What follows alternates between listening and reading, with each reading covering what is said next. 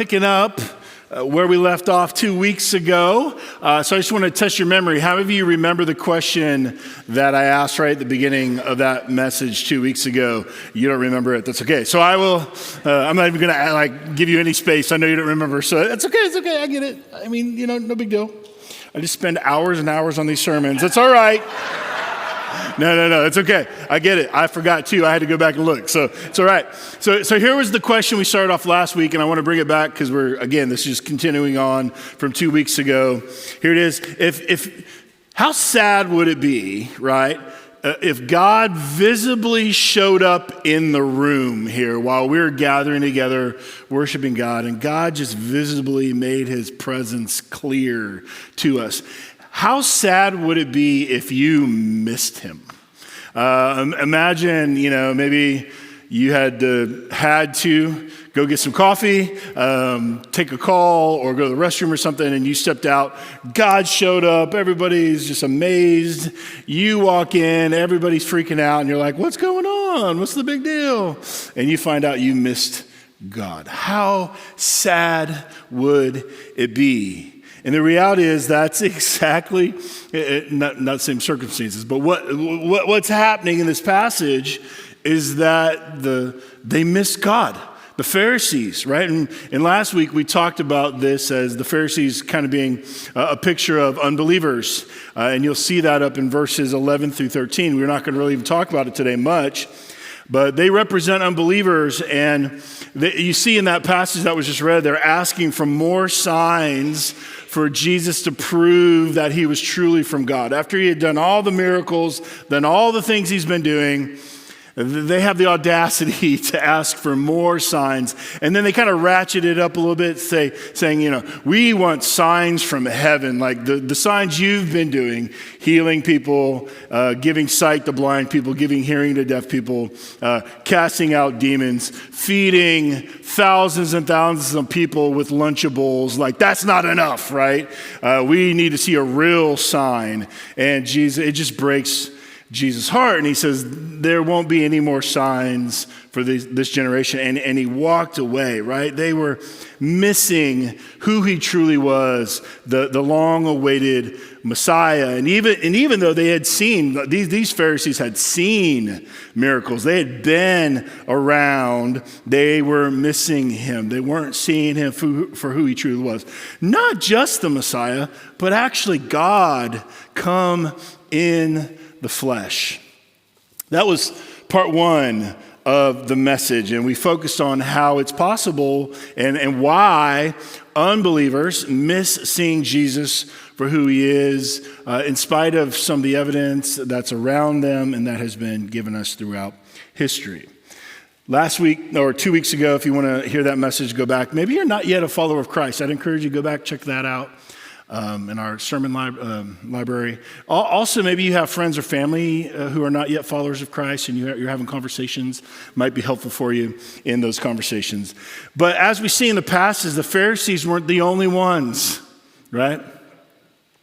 The Pharisees weren't the only ones not fully or rightly seeing who Jesus was. You see the disciples missing him as well, right? They weren't really seeing him and trusting him.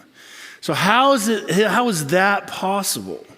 After all they had seen and all they had heard, how is it possible, now let's make it personal, how is it possible for us to do the same thing? If it's possible for the disciples, it's absolutely possible for us to miss him, to not really see him, to not truly trust in him. As I was getting ready for today, I was thinking about family vacations back when my kids were younger. And sometimes we would fly to a place and just kind of be in a city or something and walk around. And then sometimes we would do road trips, or maybe not even vacation, maybe just like a one-day trip somewhere. And I was the kind of dad that when my kids were younger, I was always like, I want you to see, I want them to see what's outside the window, right? So, and also part of it was just selfish. Like, I paid a lot of money to go on this vacation. Like, you better be taking this all in. You go to this beautiful place, and they're like sleeping through it. No, we're not having it. So stay awake. Or worse than falling asleep, driving down this beautiful stretch of road and I remember when we went to Alaska visiting my parents, and I looked back at the back seat, and there are my kids just like conked out while you're driving by this incredible scenery. That's bad enough, but worse when they're on their phone, right? Or some type of technology. Back when my kids were young, dating me a little bit, we had the portable DVD player. Remember those with the little flip-up screen? You put the DVD. Kids, there was this thing called DVDs that you put in. You just didn't down. It wasn't all digital. It's amazing. Anyway, so they got the headphones on. They're watching the movie, and I'm like, look at that moose outside. What are you doing? It breaks your heart. You're like, no, I want you to see. I want you to observe. Look at this beautiful place. Look at all this cool stuff, right? And this is what we see happening in this passage, except for it's God. They're missing God. And this is one of the reasons Jesus came to earth 2,000 years ago. So we could see what God was like.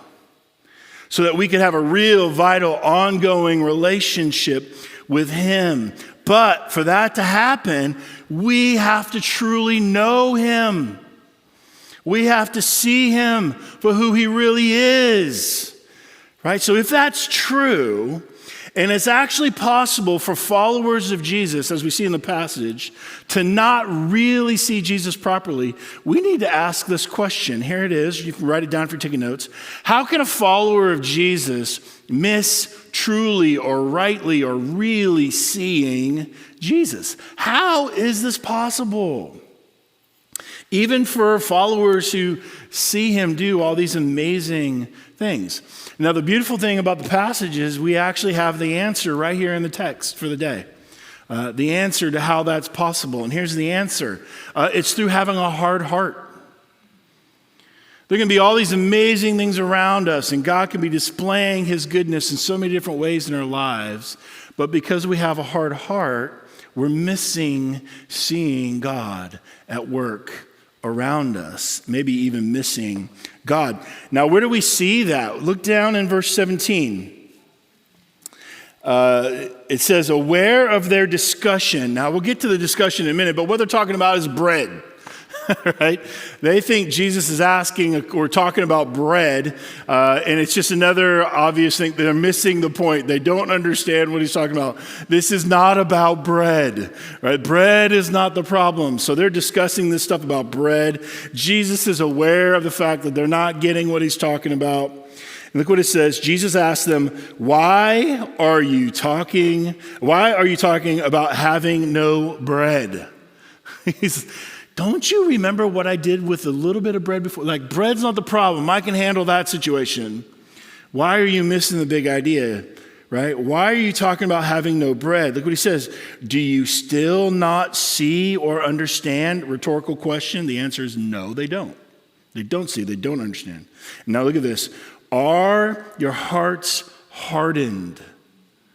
That's the core issue. So he says, again, notice, do you still not see or understand? No, they don't. And why is that? It's because their hearts are hardened. I'm going to show you from Scripture that it's the heart that controls what we see spiritually, how we understand. It's a heart issue. It's not an eyeball issue, right? If you're not hearing, it's not your ears, right? Keep going.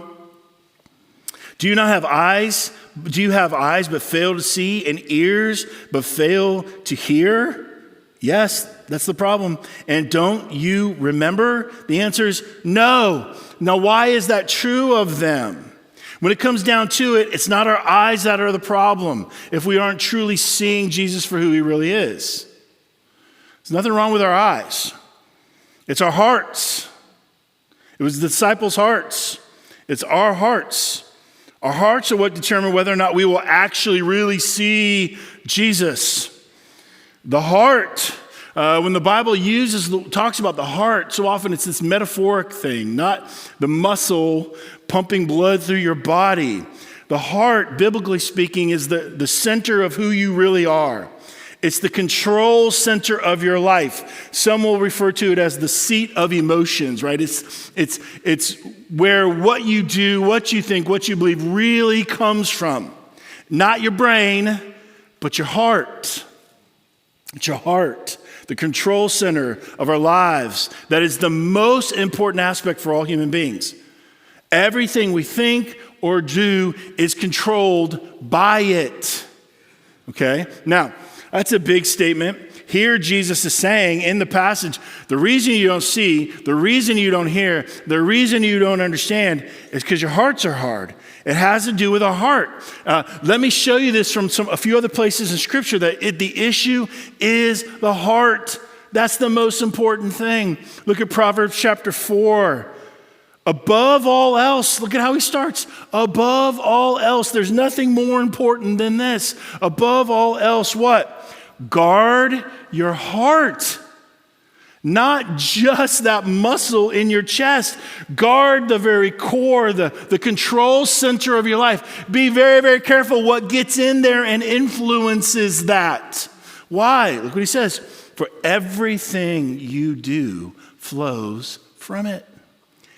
Everything you do flows from it.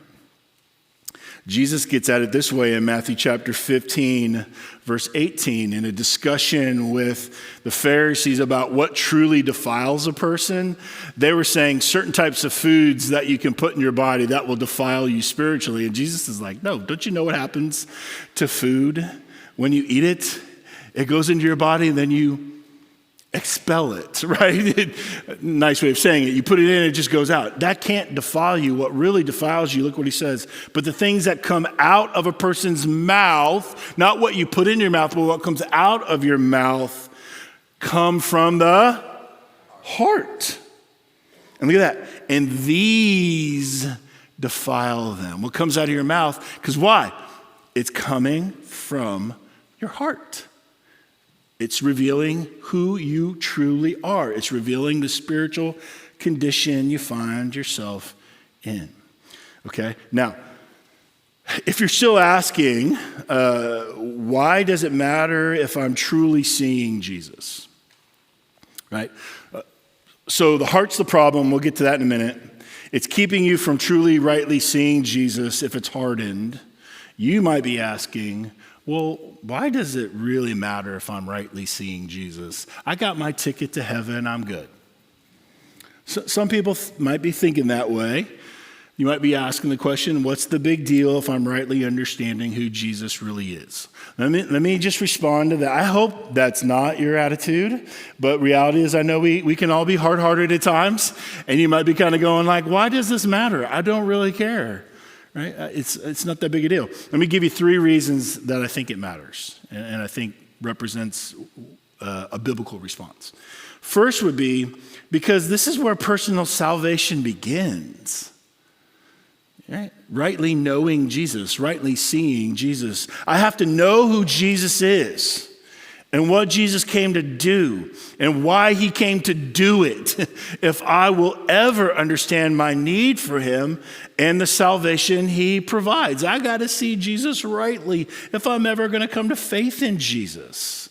Not that you know everything about him, that's not the point, but you got to know who he is, why he came, what he came to do, and why I need what he did for me. So you got to see him rightly for your own personal salvation. Number 2, because this is how people are transformed into who we were originally intended to be. It requires seeing Jesus properly to be transformed into the kind of people God intends us to be, what we were made for. We were made for God. Believe it or not, God does not exist for you. You exist for him. Colossians 1, all things were made by him, through him, and for him. We are here for him. We exist for him. And the longer you kick against the fabric of the universe, the harder your life's going to be.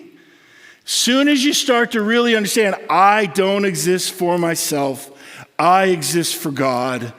Wow. Not that life's going to be perfect. It's just going to streamline some stuff for you.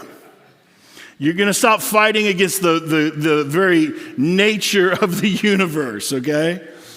We were made for God. We were made to be in relationship with God.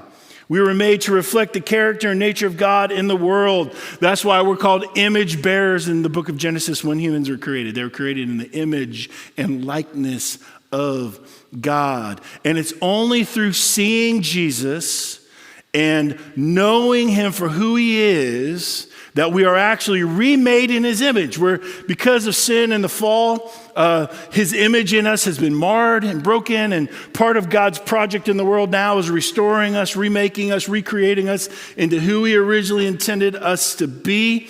And that happens through seeing who Jesus really is, right? He remakes us for God's glory, for our own good and the good of the world. Now, you got to see him, you got to know him for that transformation to start happening. Let me give you some Bible on that. Here's a reference. First, John 3:2. Won't be on the screen. Just write the reference down. If you want to turn there, you can. First John 3:2. Listen to how John talks about it. Now remember, here John's talking to Christians. He says, hey, dear friends. He's talking about believers. Here's what he says. Dear friends, now we are children of God. So he's talking to Christians, and he's saying right now, currently, because of your faith in Jesus, you are in the family of God. You are a child of God. That's true of who you are. But then he keeps going. And what we will be has not yet been made known. Right? In other words, you're a child of God now because you put your faith and trust in Jesus. The Bible would say you have new life, you've been born again, you've been brought into the family of God. You are now currently a child of God, but you don't perfectly reflect the family of God in your life. Meaning you haven't arrived yet. Hate to break it to you. I have not either, right? None of us are perfect. None of us perfectly reflect the character and nature of Jesus in our lives, though we are the children of God, all right? So that hasn't happened yet, but he keeps going. Well, when is it going to happen? If that's what God wants, God gets what he wants, right? Pastor Chris, you say that all the time. God gets what he wants. Well, when is he going to get a family that actually reflects his character and nature? Thanks for asking.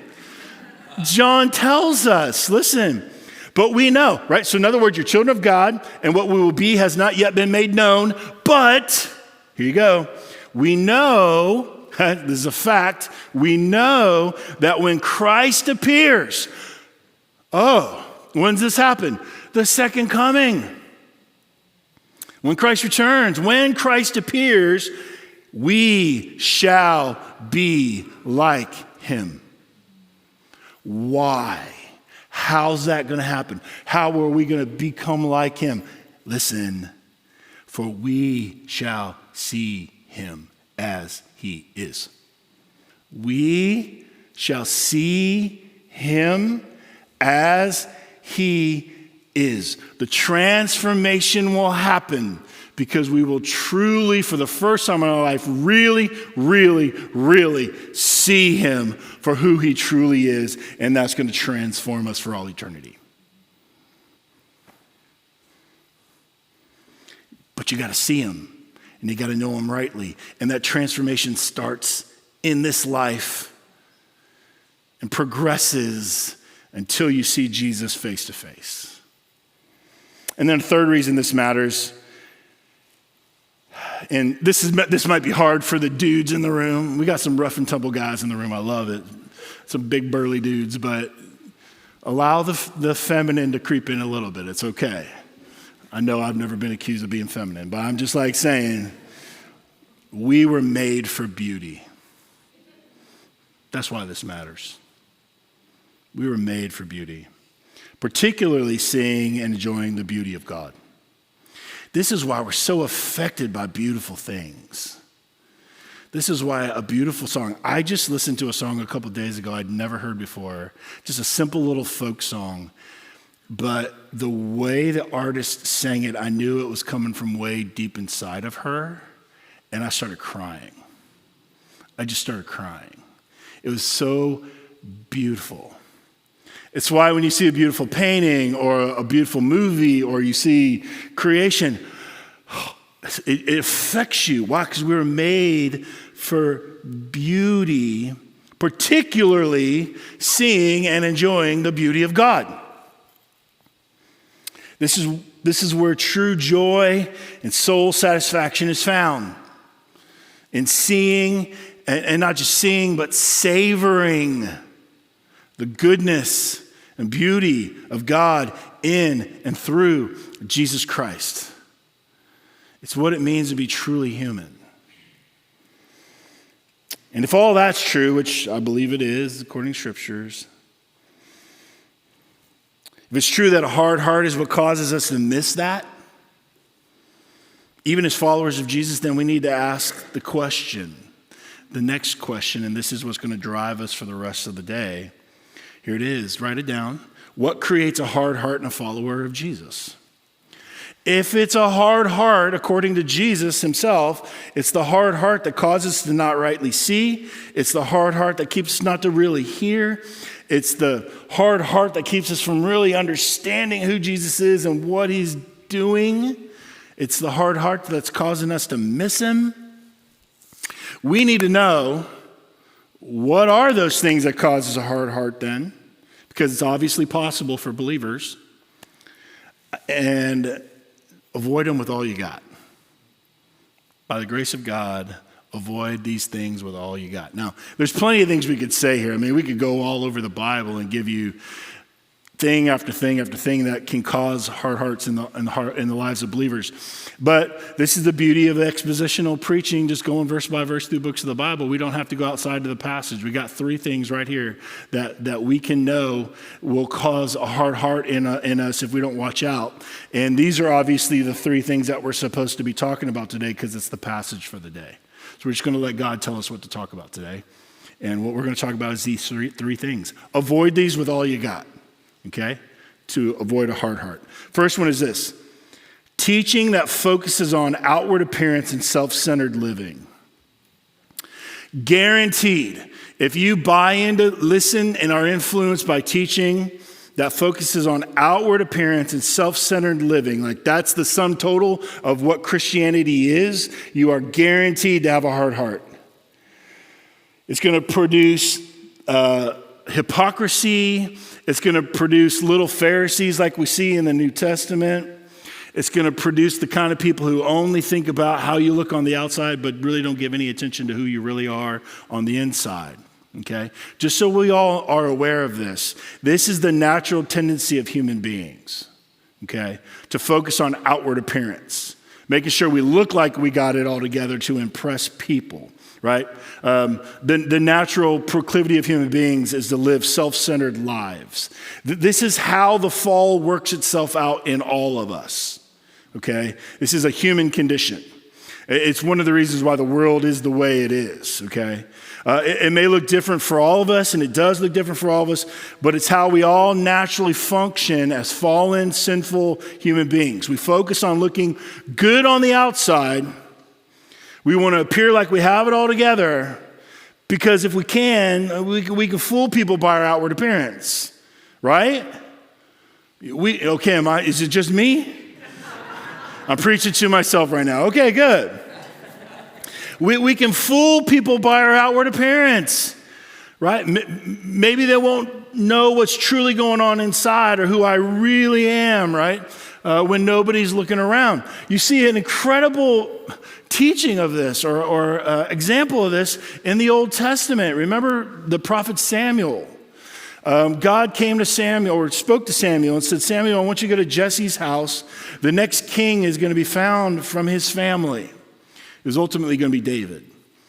And he shows up at the house and, Jesse parades all the boys out except for David, all the sons out. He sees the oldest son and says, that's got to be the guy. He's got to be the next king. Even though God hadn't said that to him, God hadn't identified him as the next king. He, based on outward appearance, he was tall and good looking, so he's got to be the king. That's what kings are supposed to be, I guess, right? That's what leaders look like. They're tall and they're good looking. So therefore, he's got to be the guy. And listen to this. Listen to how God responds. But the Lord said to Samuel, and it's an indictment on Samuel, it's an indictment on us. Do not consider his appearance or his height. Now listen, there's nothing wrong with being tall, thankfully. For some of you, there's nothing wrong with being good looking. That's okay. It's all right. Nothing wrong with that. But you don't base God's blessing on that, right? That's not criteria for being the next king. It's not just outward stuff. So he says, don't consider his appearance or his height. That's not on the resume. That's not on the job description. That's not what makes a great king. Look what he says, for I've rejected him. There's a particular reason, we don't know why, he wasn't going to be the next king. The Lord does not look at the things people look at. What do we look at? People, this is God speaking. People look at an outward appearance. That's what we focus on. But the Lord looks at what is that saying? What's the most important thing? Not just how you look on the outside. Now listen, God's all about us being transformed on the outside too, but he just starts a different way. We are actually transformed rather than conformed. We're transformed from the inside out. If our heart's being transformed, then what happens on the outside is going to be way better. But we can fool ourselves and we can fool others when we just focus on the outside. But here's who we're not fooling. We're not fooling God. Everybody else could have been deceived. He's got to be the king. He's tall. He's good looking. God's like, no, no, no. I see things differently. I see things that you can't see. I care about the heart. I see the heart. Okay? Now, where do we see this in our text today? Look at verse 14. Look at this. The disciples had forgotten to bring bread except for one loaf they had with them in the boat. What a weird way to start the section. It makes no sense outside of the context and outside of what Jesus is about to say, which, by the way, is really, really cool. Why is that detail in there if this isn't eyewitness accounts? It really doesn't. You don't need this to keep going with the conversation, but it's just a weird way to start. But keep going. Notice how Jesus speaks to them right out. It's almost like out of thin air. Jesus says this, verse 15, be careful. All right, so it starts off with, hey, they're in the boat. They're leaving the Pharisees. They don't have any bread. They have one loaf of bread for 13 people. Why does that matter? And then verse 15, be careful, Jesus warned them. Be careful. And in the Greek language there, it's ongoing. It says, be careful and keep being careful. Don't ever stop being careful. Always be on guard of something. Be careful, Jesus warned them. Watch out. And again, it's a continuous thing. Keep on watching out. Don't just watch out once. Keep on watching out for the rest of your life. Watch out, keep watching out. For the what? Yeast of the Pharisees and that of Herod. What in the world is going on? And then I love this. Look at verse 16. They discussed this with one another and said, it's because we have no bread. Oh man, how many ways are they missing the point? Especially after he's just fed thousands of people with a Lunchable. Do you think he needs bread, a bunch of bread? One loaf isn't enough for 13 people, but should that be a problem with Jesus? Should they even be wondering about that? No. It's obvious they are confused. It's obvious they're not seeing Jesus rightly for who he is. But let's get back to the issue of the yeast. What's he talking about? That's weird. Be careful of beware, protect yourself, guard yourself of the yeast of the Pharisees. Now, I've told you before, Mark's gospel account, he's very succinct in his account. He doesn't give us a ton of details like some of the other gospels do. So it's helpful to go and read the account in Matthew's gospel. He gives us a little more information. And what we know from Matthew in Matthew 16 is that the yeast of the Pharisees is the teaching of the Pharisees. Yeast, as you all know, is what spreads through a batch of dough and helps dough rise, right? So you can have unleavened bread, like unyeasted bread, I guess is another way to say it. Like what we use, that's not a word, I know. But it's what we use for communion, okay? What probably they would have used at the Passover meal. It doesn't have leaven in it. It doesn't have yeast in it. It keeps it from rising, okay? And so in the Bible, most of the time, yeast, Jesus is using it as a metaphor. It's a picture. He's not talking about literal yeast and bread. They should have known that. He uses it multiple times as a metaphor. Often in the New Testament, it's about sin. Like yeast is as a metaphor and picture of sin because it can be really small, but it spreads and affects the whole batch of dough like sin will eventually. Jesus uses it metaphorically all the time. 12 times in the New Testament, it's used metaphorically, always in a negative sense. The disciples should have known that, but because they're not rightly seeing Jesus, they haven't been picking up on a lot of the nuance of Jesus' teaching. He wasn't referring to literal yeast. He's talking about the teaching of the Pharisees. And so what was the problem with the teaching of the Pharisees and teaching of Herod? I didn't know Herod was a teacher. Well, there's ways to teach without teaching. You teach with your life, you teach with your actions. And here's what's interesting. The Pharisees and Herod didn't really have anything in common except for their self-centeredness and their self-reliance, their self-promotion. The Pharisees did everything for the purpose of being seen and being perceived as holy and spiritual and godly. You see that all through the New Testament, all through the gospel. Jesus points that out. They're doing it to be seen. They're doing it to be thought of as holy and spiritual. They're getting their rewards now, right? Herod himself was all about maintaining power and authority for his own benefit.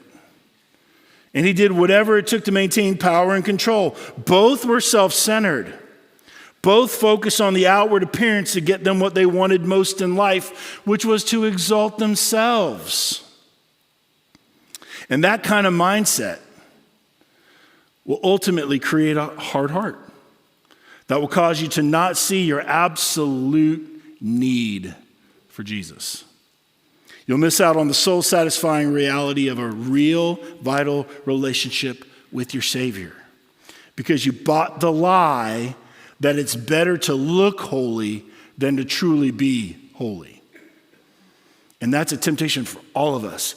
It is so easy to look holy. It is so hard to be holy.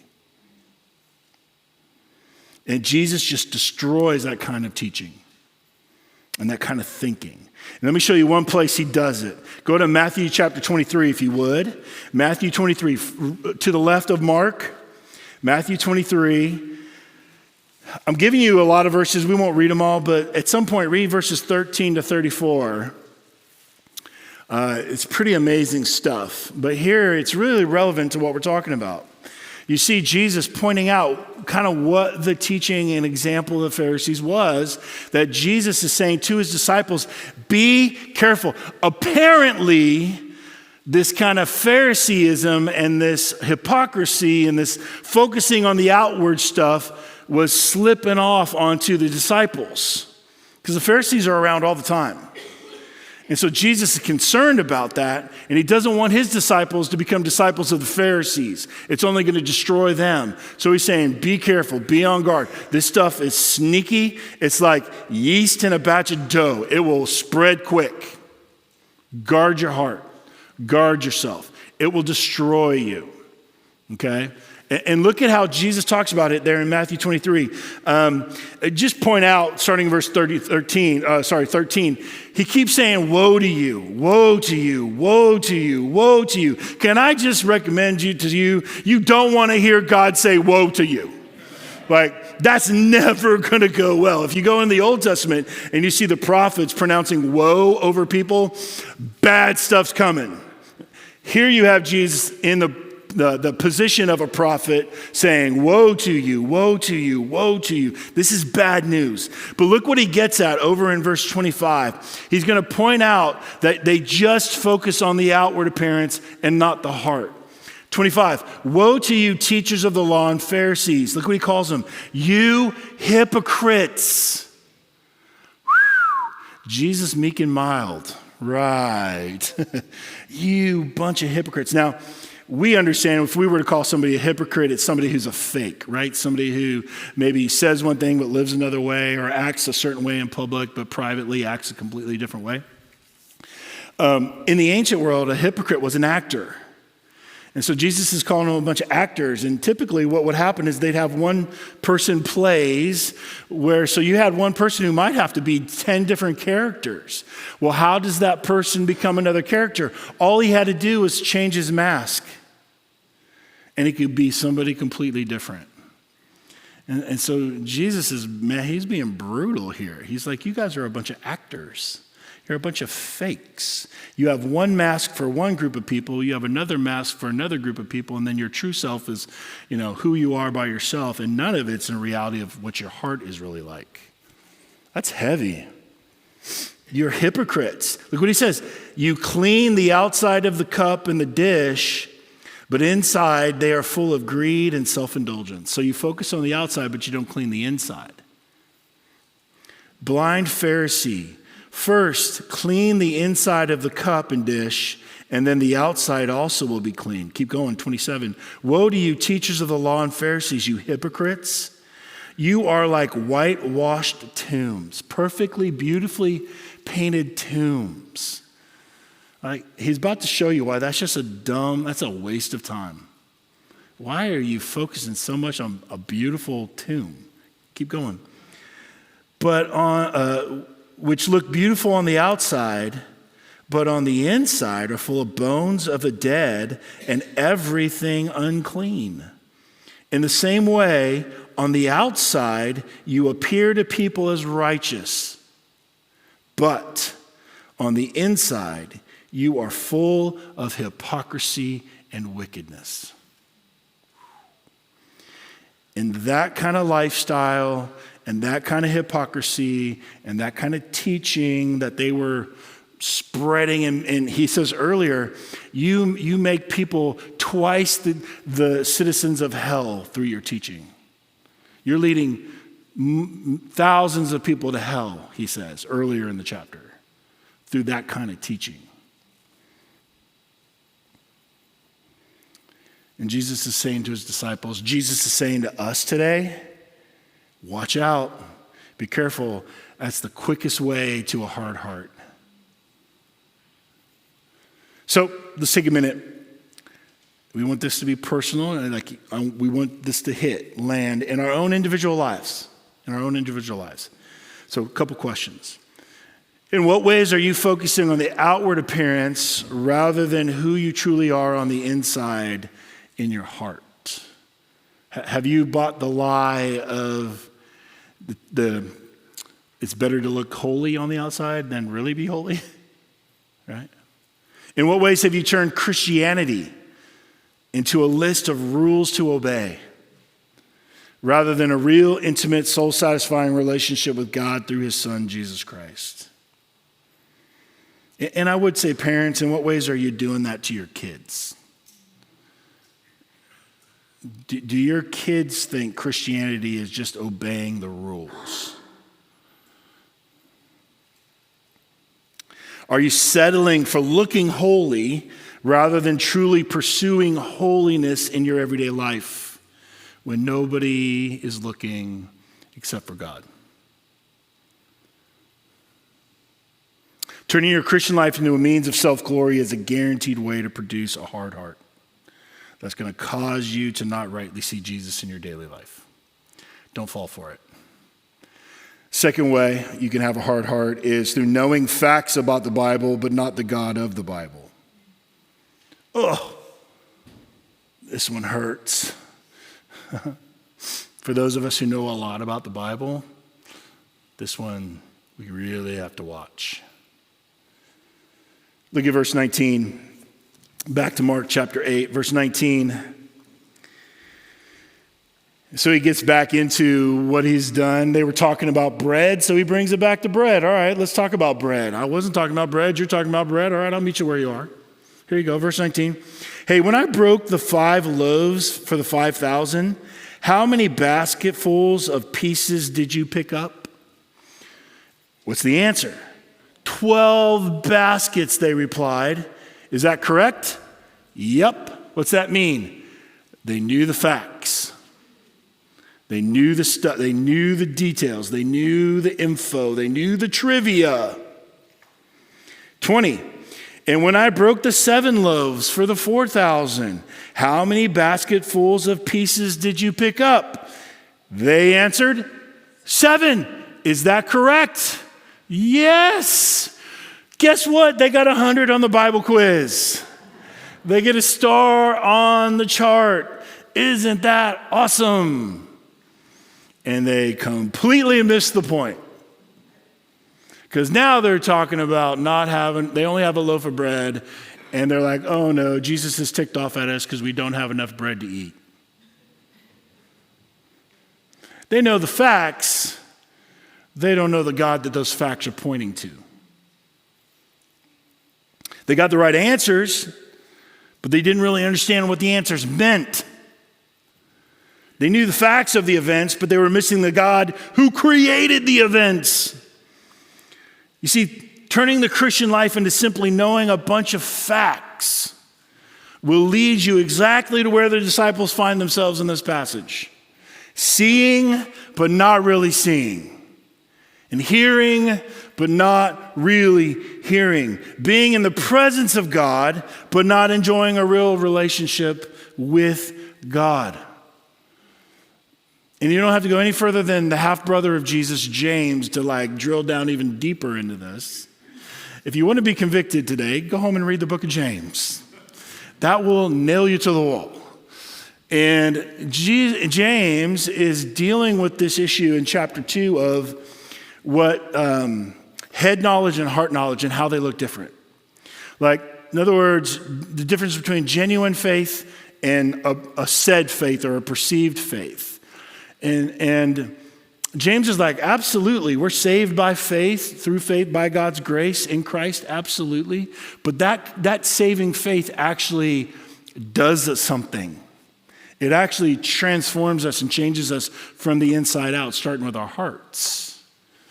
And then he goes on to say, just because you know a bunch of things in your head about the Bible or about God doesn't mean you know God.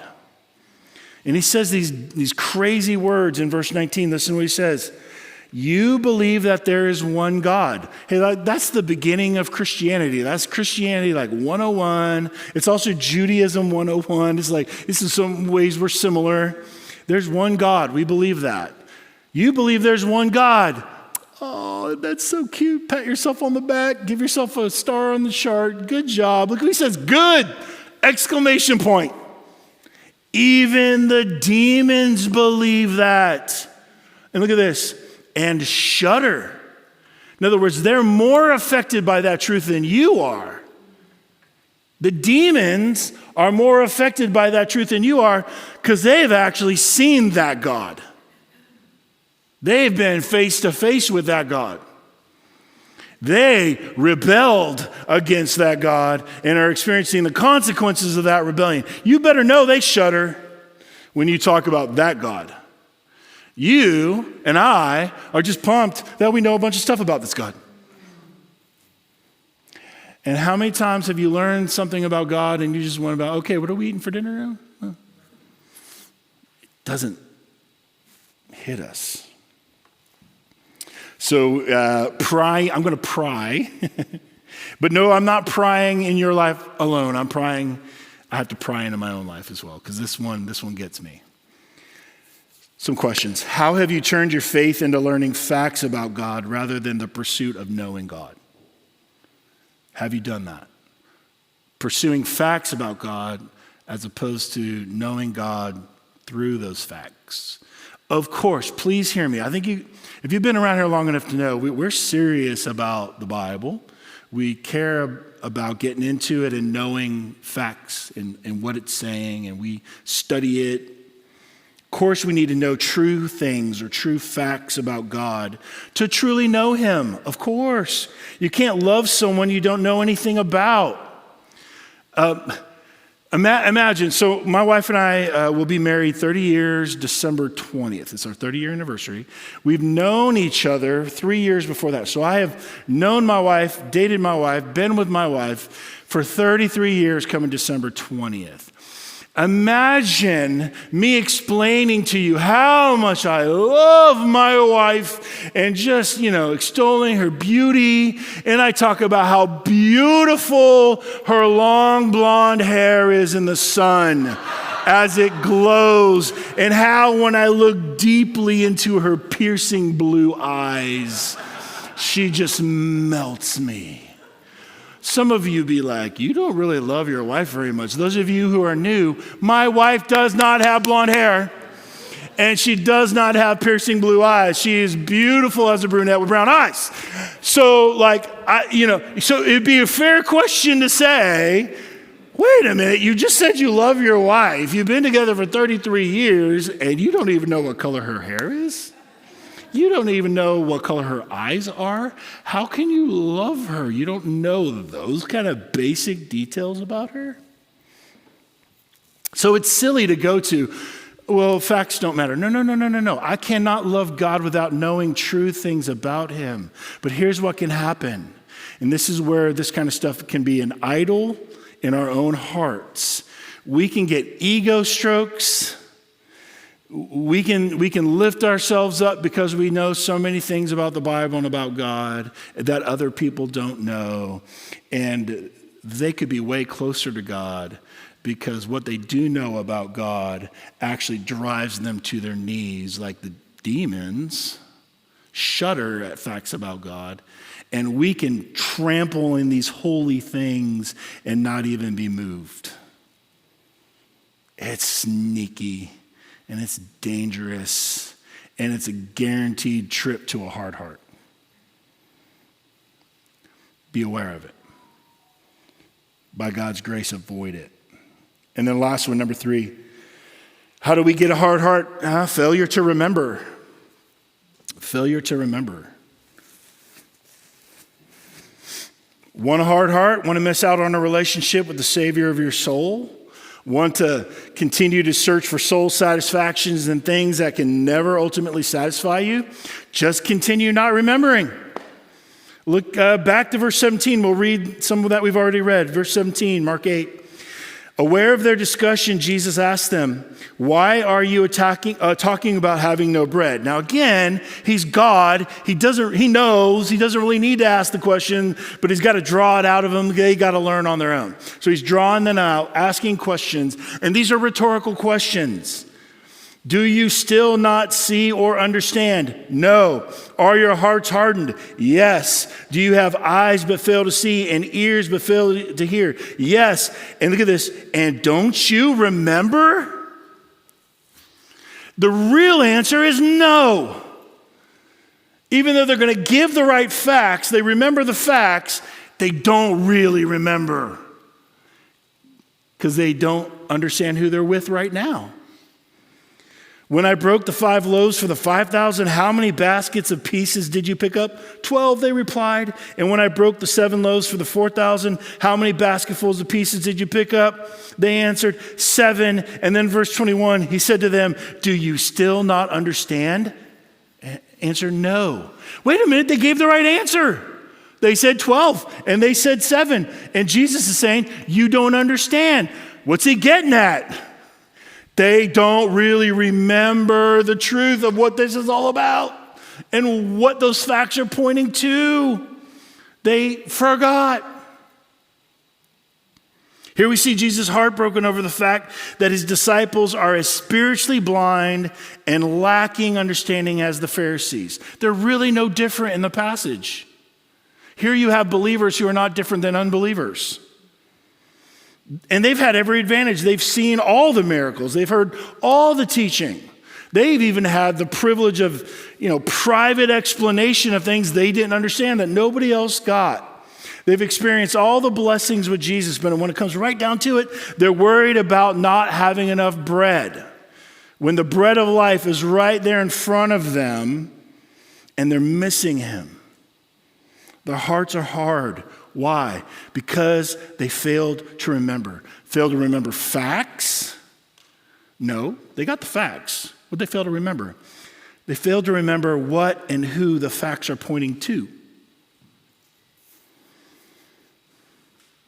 What should they have remembered from the facts? What are the facts pointing to? And more importantly for us today, what are we failing to remember about God that's causing us to have hardened hearts and miss seeing him? Let me give you 3 things. We forget what God is like. That he cares, he provides, he loves, he meets us where we are. He takes the initiative, he's patient, he heals. You've seen that all through the gospel account of Jesus with his disciples, and we forget the same things. We also forget what God has done. He humbled himself, became a man, lived for us, died for us, rose from the dead for us, provided a way for us to be transformed back into who God originally intended us to be, and we forgot what he's done for us. We forget what God will do, that he's coming back for us. He's making all things new. He's finishing what he started. He's always going to love you with an everlasting, never-ending love. Not based on your obedience or your performance, but purely based on his grace and mercy extended to you in Christ. Those are the kinds of facts we need to remember to prevent a hard heart that blinds us to the reality of God and keeps us from a daily, real relationship with Jesus. And Jesus knew the power of remembering. He understood the power of remembering. That's why he gave us communion. The Apostle Paul in 1 Corinthians 11 recorded the words of Jesus. And notice how Jesus talks about at the Last Supper and why we repeat these words when we give out the elements in communion. Jesus said, "This is my body, which is for you." Speaking of the bread, "Do this," what? "In remembrance of me. This cup is the new covenant in my blood. Do this whenever you drink it in" what? "Remembrance of me." Then Paul goes on to say that we're to do this until Christ returns. In communion, we remember what Jesus did so that someday we will never have a hard heart again. There's coming a day where this discussion will be over. We're never going to have to struggle with a hard heart. And that's going to happen when he returns and we're remade into perfection. Then this struggle is going to be over. So Jesus wanted us to remember his sacrifice for us, to help us until we see him face to face. We're going to do that in just a minute. So Crossroads Church, don't settle. Don't settle for a superficial relationship with Jesus. Don't settle for a Christianity that focuses on the outward appearance and living to impress people. Don't settle for knowing facts about the Bible, but not really knowing the God of the Bible. Don't settle for earthly bread when the bread of life, Jesus Christ, is longing to satisfy the deepest hungers of your heart. Don't settle for a hard heart.